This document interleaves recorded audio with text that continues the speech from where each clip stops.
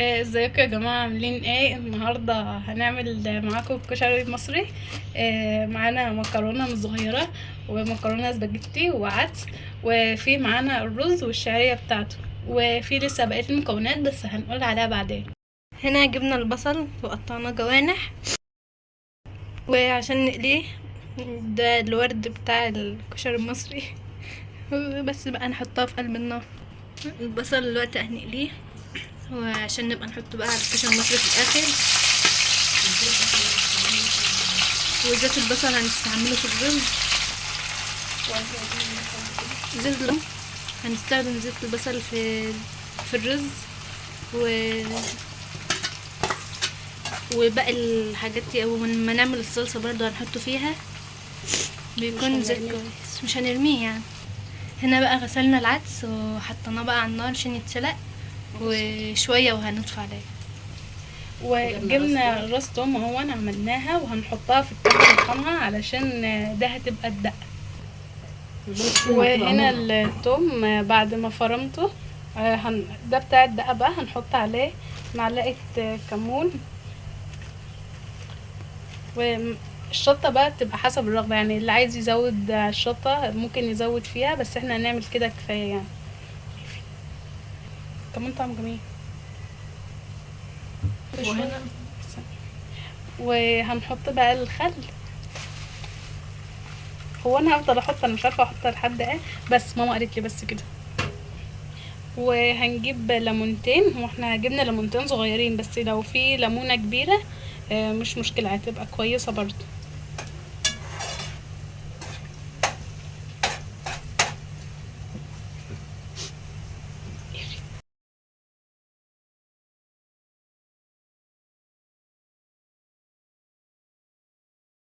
بصي يا زلمه، وهنا هنزودها شويه ميه صغيرين علشان الخل اللي فيها ما يبقاش كتير او يدي ريحه صعبه يعني، فبنزودها شويه ميه وبس كده. جبنا البصله، جبنا كذا بصله حلوه وقطعناهم وحطيناهم في الكبه، ونحط عليهم شويه توم علشان دي الصلصه. هنا البصله اتحمرت اهي وبقت جميله، عشان كده هنطلعها.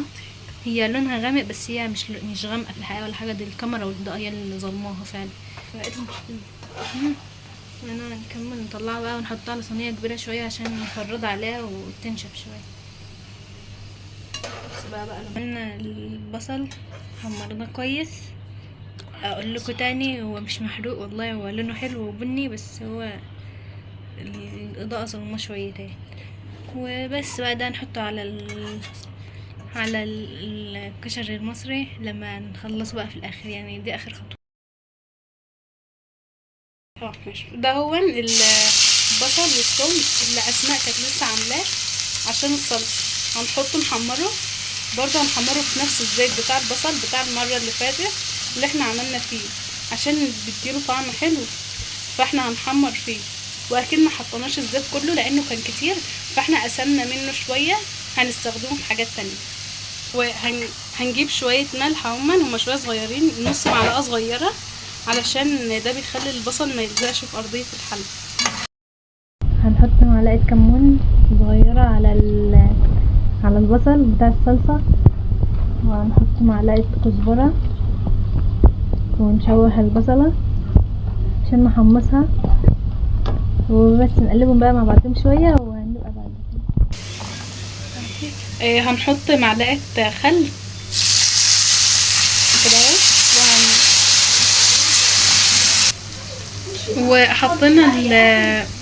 حطينا البتاع الخل علشان تتشوح مع البصله، وهنسيبها لحد ما تنشف منها ونرجع نحط تاني.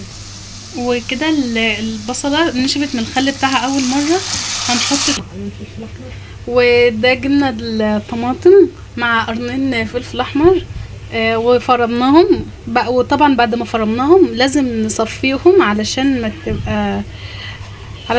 تبقى خفيفه كده وما يبقاش فيها القشر بتاع الطماطم اللي هو الكتير ده. وهنحطها على البصله دلوقتي.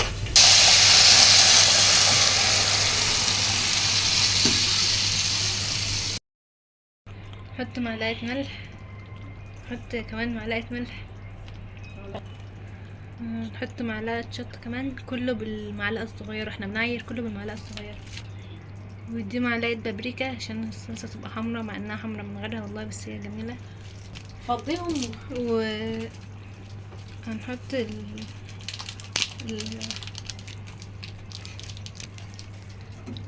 حطينا 2 مرقة، وهنقلب بقى التوابل اللي احنا حطيناها كلها.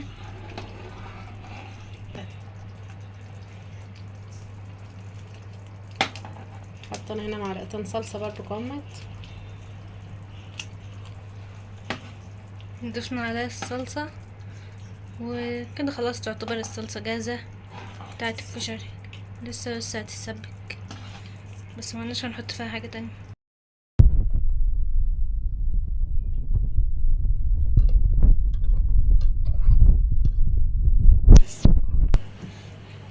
حطينا الملح معلقة ونص.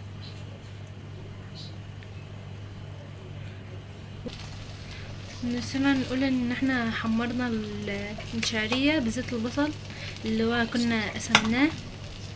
وبس بقى دلوقتي هنحط المية.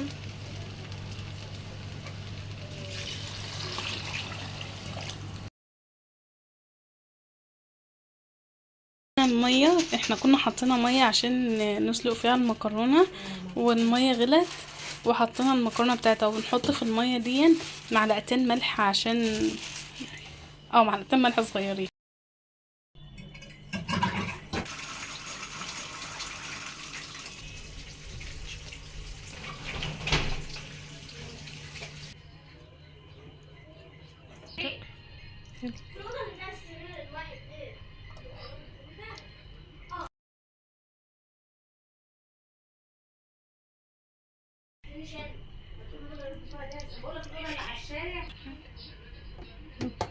احنا دلوقتي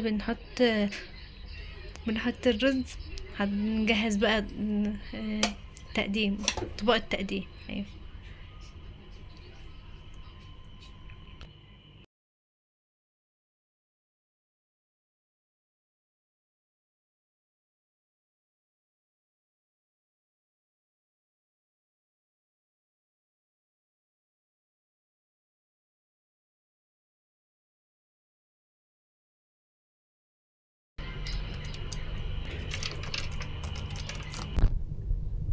وبكده نكون خلصنا فيديو النهاردة.